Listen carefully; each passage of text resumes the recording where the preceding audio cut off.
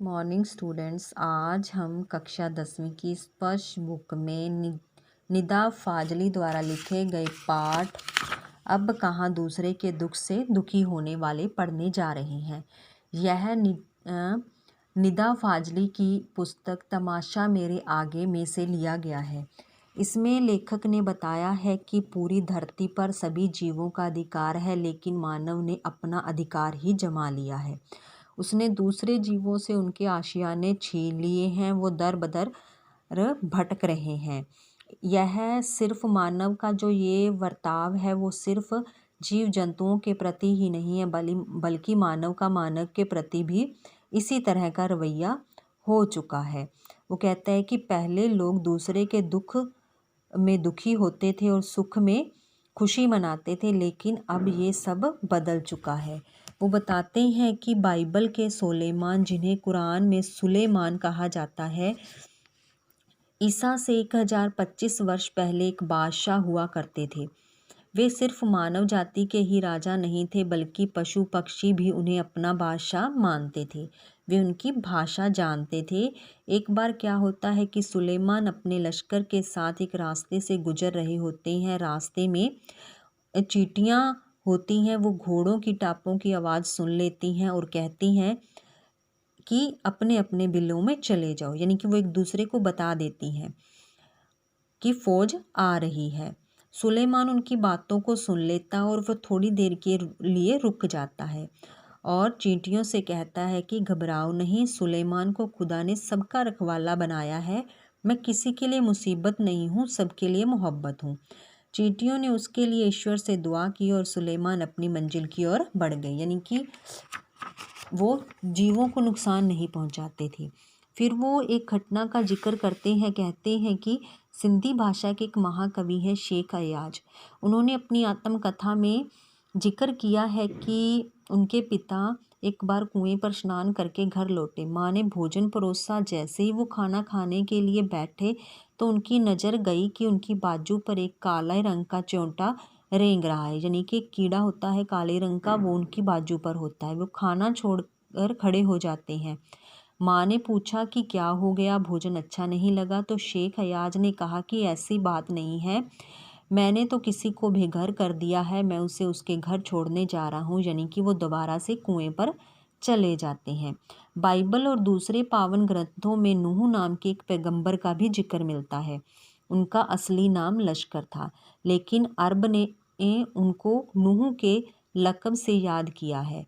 वह इसलिए कि वे आप सारी उम्र रोते रहे। इसका कारण एक जख्मी कुत्ता था। नूह के सामने से एक बार एक घायल कुत्ता गुजरा। नूह ने उसे दुत्कारते हुए कहा, दूर हो जा गंदे कुत्ते। इस्लाम में कुत्तों को गधा समझा जाता है। कुत्ते ने उनकी दुत्कार सुनकर जवाब दिया, न मैं अपनी मर्जी से कुत्ता हूँ और न ही अपनी पसंद से तुम इंसान बने हो। सबको बनाने वाला ईश्वर है। नूह ने जब उसकी बात सुनी और दुखी हो गए और मुद्दों तक रोते रहे। महाभारत में भी युधिष्ठिर का जो अंत तक साथ निभाता है वो एक कुत्ता ही होता है। प्रतीकात्मक रूप है वो। दुनिया कैसे वजूद में आई, क्या थी पहले, कैसे बनी, कहाँ से शुरू हुई, इसके बारे में प्रश्न जरूर उठते हैं, लेकिन विज्ञान अपनी तरह से इसका जवाब देता है और धार्मिक ग्रंथ अपनी तरह से इसके बारे में बताते हैं। लेकिन जो पंछी हैं, मानव, पशु, नदी, पर्वत, समुद्र आदि की इसमें बराबर की हिस्सेदारी है। यह और बात है कि हिस्सेदारी में मानव ने अपनी बुद्धि से बड़ी बड़ी दीवारें खड़ी कर दी हैं। पहले पूरा संसार एक परिवार के समान था, अब टुकड़ों में बंट चुका है। पहले दालानों आंगनों में सब मिलजुल कर रहते थे, अब छोटे छोटे बंद डिब्बे मकानों में सिमट गए हैं। बढ़ती हुई आबादी ने समुद्र को पीछे सरकाना शुरू कर दिया है। पेड़ों को काटा जा रहा है, प्रदूषण फैल रहा है, पंछियों से उनके घर छीने जा रहे हैं। बारूदों की विनाश लीलाओं ने वातावरण को सताना शुरू कर दिया है। गर्मी में ज़्यादा गर्मी पड़ती है, बेवक्त बारिश होती है, जलजले आते हैं, सैलाब आते हैं, तूफान आते हैं और नए रोग पैदा हो रहे हैं। मानव प्रकृति के इसी असंतुलन का ही परिणाम है। नेचर की सहन शक्ति की एक सीमा है। नेचर के गुस्से का एक नमूना मुंबई में देखने को मिला जब वहाँ बाढ़ आई। कारण क्या था?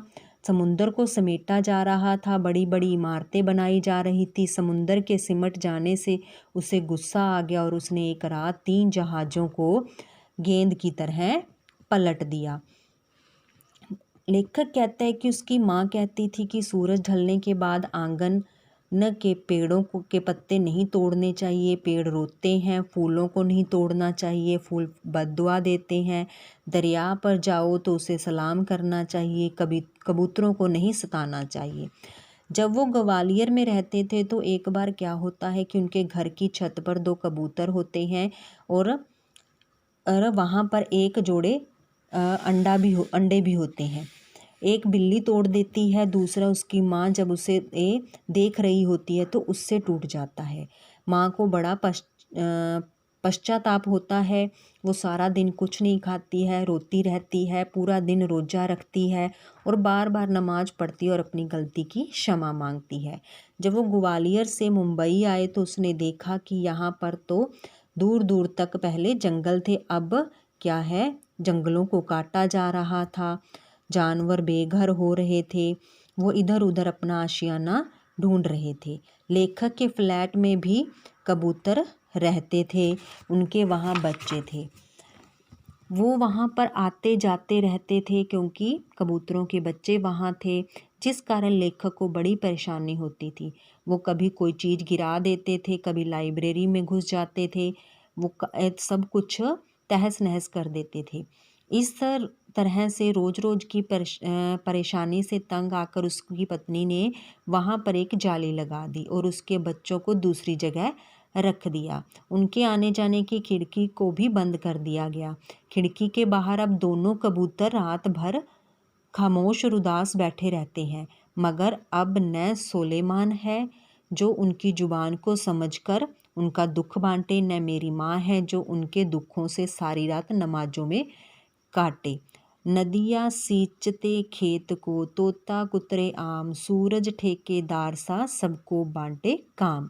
वो कहते हैं कि सब पहले क्या थे, दूसरों के दुख में, यानी कि जो जीव जंतु हैं उनके दुख में दुखी होते थे। जैसे सुलेमान थे, नूह था, लेखक की माँ थी और शेख अयाज के पिता थे।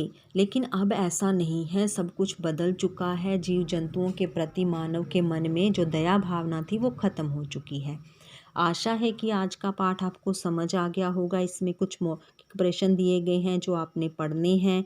लिखित प्रश्न आपने अपनी फेयर नोटबुक पर लिखने हैं। धन्यवाद।